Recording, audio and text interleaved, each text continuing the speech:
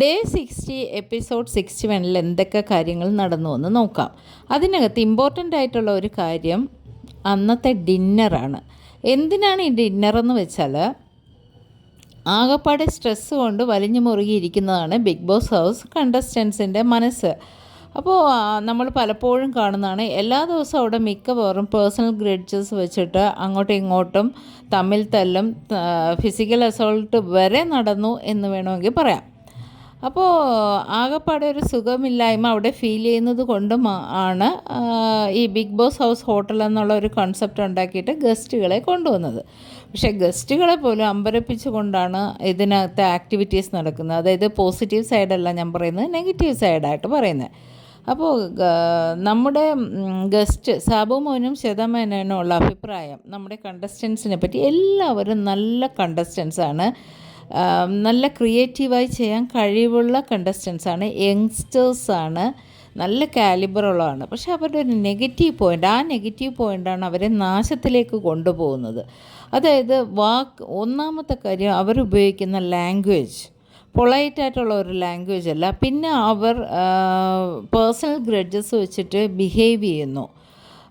അവരുടെ ക്രിയേറ്റീവായിട്ടുള്ള ആക്ടിവിറ്റീസിനെ പോലും സപ്രസ് ചെയ്തുകൊണ്ട് ഈ ഒരു ദേഷ്യവും അങ്ങനത്തെ നെഗറ്റീവ് സംഭവങ്ങളാണ് അതിനകത്ത് കയറി വരുന്നത്. അപ്പോൾ അത് ഈ രണ്ട് ഗസ്റ്റും കാര്യമായിട്ട് തന്നെ എല്ലാവരെയും ഉപദേശിക്കുന്നുണ്ട്. പിന്നെ ഇവിടെ കയറി വന്ന കണ്ടസ്റ്റൻസിന് ഒരു വിചാരം ഇല്ലാത്തത്, പുറത്തൊരു ലോകം ഉണ്ട് നിങ്ങൾക്ക്, നിങ്ങളിവിടെ കാണിക്കുന്നത് പിന്നെ പുറത്തിറങ്ങി നിങ്ങൾക്ക് അവിടെ അതിൻ്റെ കോൺസിക്വൻസസ് നിങ്ങൾ ഫേസ് ചെയ്യേണ്ടി വരും. അപ്പോൾ അത് ഇപ്പോൾ ഒരാൾക്കും ഈ ബിഗ് ബോസ് ഹൗസിനകത്ത് ഇല്ല. ഒരാൾക്കും ഇല്ല എന്ന് പറയാനില്ല, വളരെ ചില കണ്ടസ്റ്റൻസിന്, ചുരുക്കം ചില കണ്ടസ്റ്റൻസിനുണ്ട്. അതുകൊണ്ടാണ് അവരുടെ ഇമേജ് വിട്ടിട്ട് വെളിയിലോട്ട് വരാത്തത്. പക്ഷെ ഒട്ടും ഇല്ലാത്ത ആൾക്കാരുണ്ട്. എന്തും ആൾക്കാരെ പറഞ്ഞ് അങ്ങോട്ടും ഇങ്ങോട്ടും പറഞ്ഞിട്ട് അതാണ് അവരുടെ കണ്ടൻ്റ് എന്നുള്ള രീതിയിൽ മുന്നോട്ട് പോകുന്ന ആൾക്കാരുണ്ട്. അവരോടാണ് പറയുന്നത്, പുറത്ത് നിങ്ങൾക്കൊരു ലൈഫുണ്ട്, നിങ്ങളുടെ ലൈഫ് ഇനി കിടക്കുന്നേ ഉള്ളൂ ഈ 100 ദിവസം കഴിഞ്ഞാൽ. അപ്പോൾ അങ്ങനെ ഇതെല്ലാം ഒന്ന് സോൾവ് ആക്കാനും പിന്നെ ഗസ്റ്റിന് വേണ്ടിയിട്ടും കൂടി ഒരു dinner big boss house arrange ചെയ്യുകയാണ്. അത് കണ്ടസ്റ്റൻസ് ത്രൂ ആണ് അറേഞ്ച് ചെയ്യുന്നത്. അതെല്ലാ കാര്യങ്ങളും ബിഗ് ബോസ് ആണ് അറേഞ്ച് ചെയ്ത് കൊടുക്കുന്നത്. അപ്പോൾ ആ ഒരു നൈറ്റിൽ നമ്മൾ എപ്പിസോഡിൽ കാണുന്നത്, എല്ലാവരും ഈ ഗസ്റ്റ് പറയുന്നുണ്ട്, നിങ്ങൾക്ക് എന്തെങ്കിലുമൊക്കെ പറയാനുണ്ടെങ്കിൽ പറയാം, എന്തെങ്കിലും പറഞ്ഞു തീർക്കാനുണ്ടെങ്കിൽ പറയാം, ക്ഷമ ചോദിക്കാനുണ്ടെങ്കിൽ ചെയ്യാം. അതിൽ നമ്മൾ കാണുന്ന ഒരേ ഒരാളുടെ കാര്യം മാത്രമാണ് കാണുന്നത്, ജാസ്മിനും റസ്മിൻ ബായിയും കൂടെ ഉള്ള ഇഷ്യൂവിൽ അവരങ്ങോട്ടും ഇങ്ങോട്ടും സോറി പറഞ്ഞ് കെട്ടിപ്പിടിച്ച് പോകുന്നത്. അതേസമയം ലൈവിൽ കുറച്ചുകൂടി കാണിക്കുന്നുണ്ട്. ലൈവിൽ കാണിക്കുന്നത് ജിൻഡോ നിന്ന് പറയുന്നുണ്ട് കുറേ കാര്യങ്ങൾ. അതായത് ഇനിയുള്ള കണ്ടസ്റ്റൻസിനെ പുറത്ത് എവിക്റ്റ് ആക്കരുത്, അത് ഭയങ്കരമായിട്ട് മാനസിക വിഷമം ഉണ്ടാക്കും, എന്തൊക്കെ ഇഷ്യൂസ് ഉണ്ടായാലും അവർ പുറത്ത് പോകുമ്പോൾ എൻ്റെ മനസ്സ് ഭയങ്കരമായിട്ട് വേദനിക്കുക. അതിൽ തന്നെ നമുക്ക് ജിൻഡോയുടെ ഒരു നാടകമാണെന്ന് എനിക്ക് തോന്നില്ല. കാരണം ജിൻഡോ കുറച്ചൊരു പച്ചയായ മനുഷ്യനാണ്. കുറച്ച് കള്ളത്തരവും കള്ളം പറച്ചിലും ഒക്കെ ഉണ്ട് എങ്കിലും ജിൻഡോയുടെ അതുകൊണ്ട് തന്നെയാണ് എല്ലാ ഓൾമോസ്റ്റ് പ്രേക്ഷകരെല്ലാം ജിൻഡോയെ ഇഷ്ടപ്പെടുന്നത്. പിന്നെ റെപ്പറ്റീഷനോ അങ്ങനെയുള്ള കുറേ നെഗറ്റിവിറ്റി ഉണ്ട് എന്നുള്ളതല്ലാതെ ജിൻഡോ ശരിക്കും കുറേ സിൻസിയറായിട്ടുള്ള ഒരാളാണ്. അപ്പോൾ ആ സിൻസിയറായിട്ടുള്ള ഒരാൾ പറയുകയാണ്, ഭയങ്കര ബുദ്ധിമുട്ടാണ്, ഒരാൾ എവിക്റ്റായി പോകുമ്പോൾ നമുക്ക് മാനസികമായിട്ടുള്ള ആ ഒരു വിഷമം താങ്ങാൻ പറ്റുന്നില്ല, അതുകൊണ്ട് 100 ദിവസവും ഞങ്ങളെ ഇവിടെ നിർത്തിയിട്ട് അതിൽ നിന്ന് ഒരാളെ വിന്നറായിട്ട് സെലക്ട് ചെയ്യുക. അത് നടക്കാൻ പോകുന്ന കാര്യം അല്ല, പക്ഷേ എന്നാലും അത്രയെങ്കിലും പറഞ്ഞ് അത് എല്ലാവർക്കും ഭയങ്കരമായിട്ട് മനസ്സിലൊന്ന് തട്ടി, പ്രേക്ഷകരായ ആൾക്കാർക്കും ജിൻഡോയെ സ്നേഹിക്കുന്ന എല്ലാവർക്കും അത് മാനസികമായിട്ട് ഭയങ്കരമായിട്ട് അഫക്റ്റ് ചെയ്തു. പിന്നെ അതൊരു നാടകമാണ്, അതൊരു സിമ്പതി ക്രിയേറ്റ് ചെയ്യാൻ വേണ്ടതാണ് എന്നൊക്കെയുള്ള അഭിപ്രായമുള്ളവരും ഉണ്ടായേക്കാം. അത് കഴിഞ്ഞിട്ട് അത് പക്ഷേ എപ്പിസോഡിൽ കാണിക്കുന്നില്ല. പിന്നെയും നോറയുടെ ഒരു സംഭാഷണവും ഉണ്ട്, അതും കാണിക്കുന്നില്ല. ആകെ ഇവിടെ കാണിക്കുന്നത് ജാസ്മിനും റസ്മിനും തമ്മിലുള്ള കാര്യമാണ്. എനിക്ക് പറയാനുള്ളതും അതാണ്, എന്തിനീ പക്ഷപാതം ബിഗ് ബോസ് കാണിക്കുന്നു? കാരണം ക്ലിയർലി അതൊരു പക്ഷെ ഒരാളെ സേവ് ചെയ്യാൻ വേണ്ടിയിട്ട് ചെയ്യുന്ന കാര്യമാണ്. അതാണ് ഇവിടെ പ്രേക്ഷകർക്ക് എതിർപ്പ്.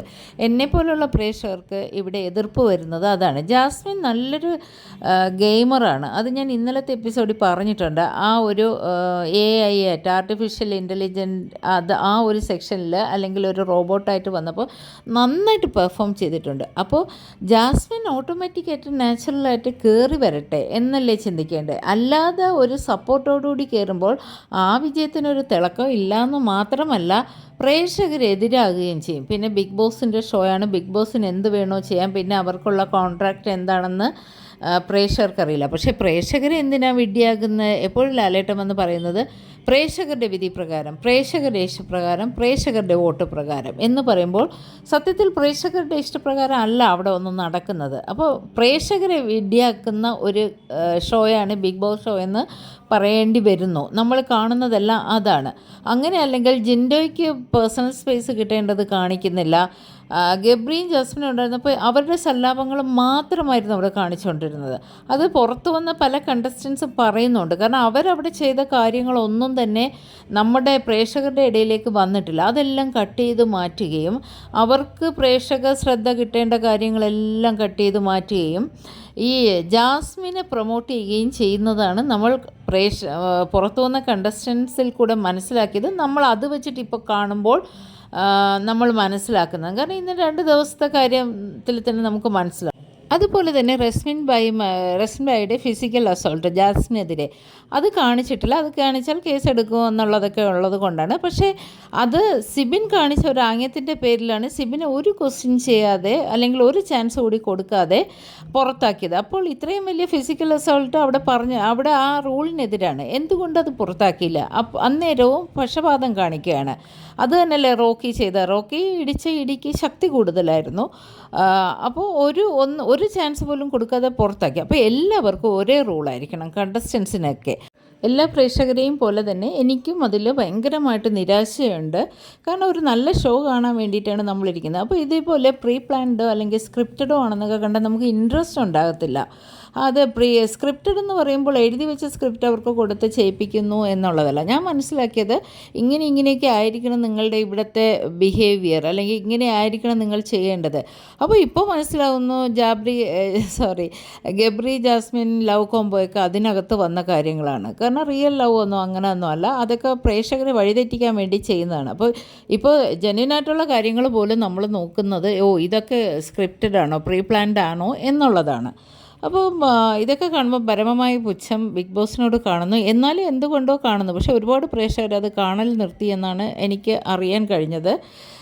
പിന്നുള്ള ഒരു കാര്യം, ഒരുപാട് കണ്ടസ്റ്റൻസ്, അതായത് കുറേ കണ്ടസ്റ്റൻസ് ഒന്നും ചെയ്യാതെ ഇരിക്കുന്നവർ ഇപ്പോഴും അതിനകത്ത് നല്ല പ്രൊട്ടക്ഷനോട് കൂടി തന്നെ ഇരിക്കുന്നത്. കാരണം അവരിതുവരെ എവിക്റ്റ് ആയിട്ടില്ല. പക്ഷേ പോയ ആൾക്കാരെയൊക്കെ ഓൾമോസ്റ്റ് ആൾക്കാരെ നോക്കിയാൽ നല്ല കാലിബർ ഉള്ളതും നല്ല കണ്ടൻറ്റ് കൊടുക്കുന്നതും എൻ്റർടൈൻ ചെയ്യുന്ന ആൾക്കാരുമായിരുന്നു. അപ്പോൾ പ്രേക്ഷകരായ ഞങ്ങൾക്ക് വേണ്ടത് അതാണ്. അടുത്ത ഒരു സീസൺ വരുമ്പോഴെങ്കിലും പ്രേക്ഷകരായ ഞങ്ങളുടെ ആഗ്രഹപ്രകാരം അല്ലെങ്കിൽ സ്ക്രിപ്റ്റഡ് അല്ലാത്ത കാര്യങ്ങളൊക്കെ നടക്കുമെന്ന് പ്രതീക്ഷിക്കാം. ഇപ്പോൾ നമുക്ക് ഈ ഗസ്റ്റുകൾ വന്നതിൽ എന്തെങ്കിലും ഇമ്പ്രൂവ്മെൻറ്റ് ഈ ഹൗസിനകത്തോ ഉണ്ടോ എന്ന് നോക്കാം. അവർക്കും വിട പറയേണ്ട സമയമായിരിക്കുന്നു. അപ്പോൾ ഞാൻ ഇത്രയും പറഞ്ഞതിൽ നിന്ന് ചിലപ്പോൾ ജാസ്മിൻ ആർമിയുടെ ആക്രമണം എൻ്റെ കമൻറ്റ് ബോക്സിൽ ഉണ്ടായേക്കാം. നിങ്ങൾ നിഷ്പക്ഷമായിട്ട് ചിന്തിക്കുന്ന ആൾക്കാരാണെങ്കിൽ നിങ്ങൾ നിങ്ങളുടെ അഭിപ്രായങ്ങൾ കമൻറ്റ് ബോക്സിൽ ഇടുക. അടുത്തൊരു വീഡിയോയുമായി വരുന്നവരെ thank you for watching. Bye bye.